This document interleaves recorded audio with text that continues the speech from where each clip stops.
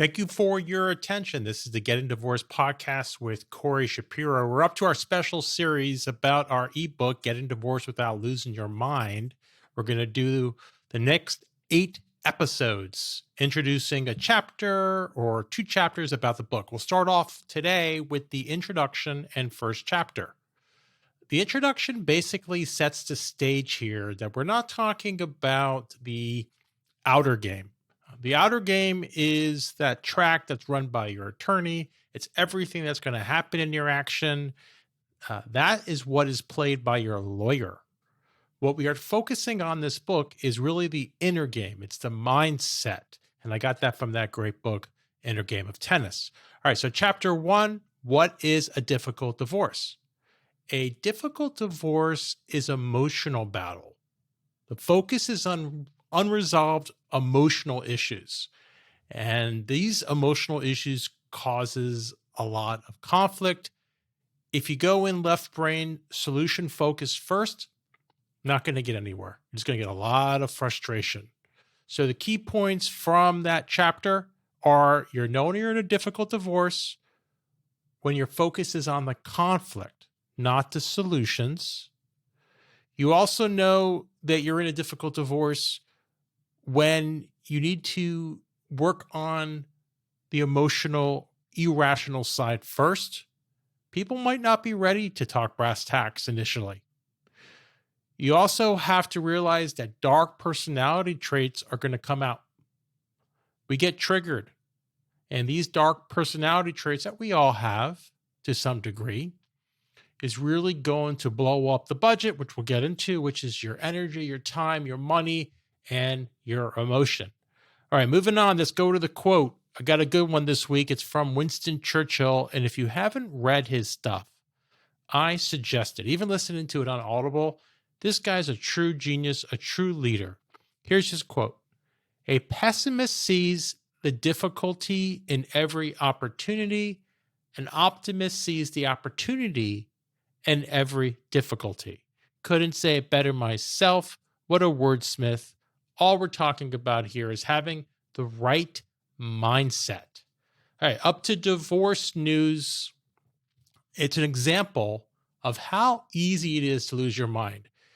I saw this article about this attorney here in New York, not a divorce attorney, and he went all the distance to a trial and felt that the referee who was trying the case was biased and really went into this referee.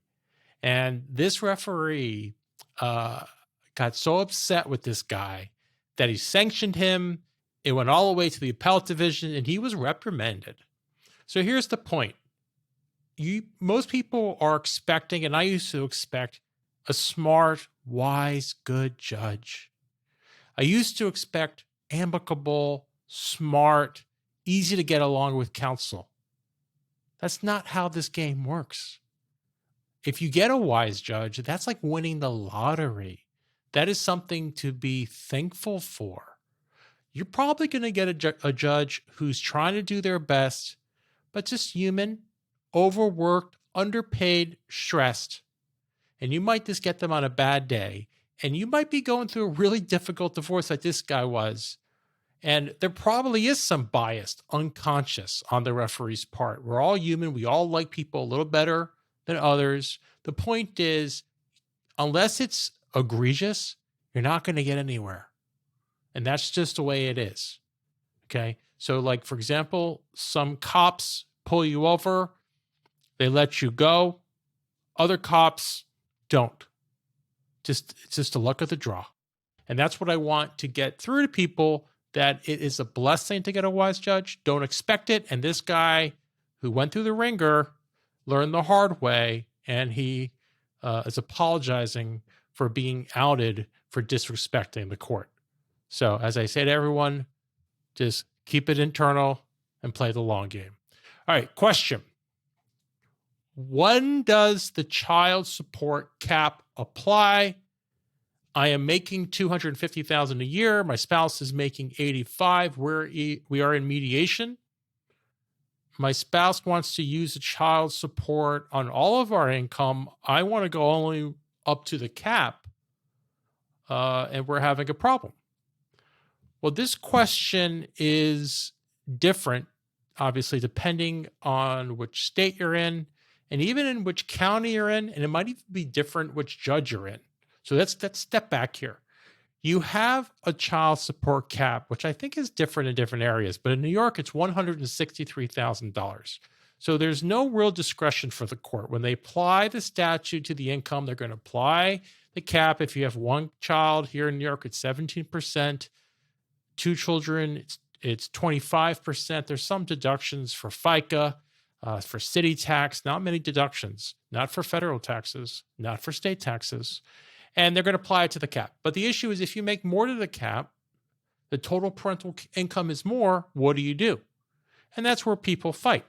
Now, here in New York and all over, we have judges and they hand down decisions and everyone has, informal rules of what they do.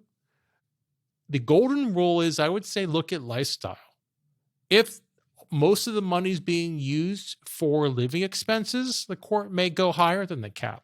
On the other hand, if you have a more restrained family, more savings, tapping out your retirement accounts, then the court might just use the cap. You have to really show the court why you should go above. There's no reason why they should. It has to be proven. On the other hand, how high can they go? Can they use all of it? And it depends. It's really fact specific. It's really up to the court. And this is what's so great about mediation or out-of-court resolutions. See, when you go to court, they're going to probably use the statute.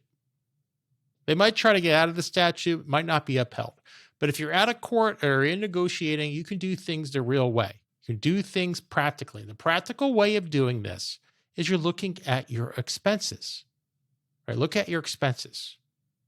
And if the expenses are high for the children, then you need more child support. One thing to consider, though, if you have high what's called add-on expenses, and that might be different in other areas, but things like private school, unreimbursed medical, tutoring, extracurricular costs, if those are high, in my experience, generally the court doesn't apply the Child Support Standards Act to all of the income because there has to be money left over for all of those add-on expenses. All right, moving on to announcements. If you have a question for the podcast, you can submit it at question.gettingdivorced.org. If you have feedback for the show, you can submit it to feedback@gettingdivorced.org. Positive perspective. Before you really get into this, and when I say get into this, I mean a real battle where you're taking hardened positions. Make sure the end is worth fighting for. And I think wiser people, and this might be my value judgment, just what I've seen, leave money on the table. Money's renewable, but time's not. And especially if you have young children, you're going to ruin potentially their childhood if you have a nasty divorce litigation. So maybe leave some money on the table, use the professionals to help you be as creative as possible to work out the differences. One trainer here in New York always likes to say this story about being creative as opposed to just being, reactive. If someone comes to you and say they want to split an orange, you're like, it's so easy, 50-50, but no one's budging. And unless you do the work necessary, what do you want about the orange? What is important to you? And get down to the underlying reasons. Then you might say, hey, one person wants the juice and one person maybe wants the peel. So both people can get what they want. Obviously, in practice, it's not necessarily so simple, but there's truth there that the more you understand, the better you can be at being creative with solutions that resolve problems. All right, remember, this podcast is for informational purposes only. Please consult with an attorney before acting on the information contained in this podcast. Until next time, be creative, not reactive.